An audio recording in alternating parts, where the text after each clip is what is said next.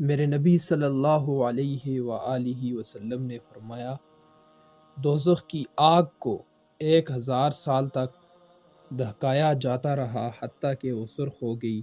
اس کے بعد 1000 سال تک دہکایا جاتا رہا تو وہ سفید ہو گئی۔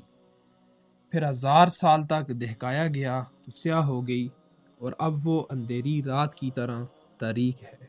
حضرت یزید ابن مرثد رحمۃ اللہ علیہ کے متعلق مشہور ہے کہ وہ ہمیشہ روتے رہتے اور ان کے آنسو کبھی نہ تھمتے تھے۔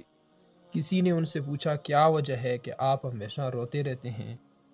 انہوں نے جواب دیا، اگر اللہ مجھ سے یہ کہتا تو نے اگر کوئی گناہ کیا تجھے ہمیشہ کے لیے ایک حمام یعنی بند کوٹھڑی میں قید کر دیا جائے گا، تب بھی وہ حق بجانب تھا اور میرے آنسو نہ رکتے۔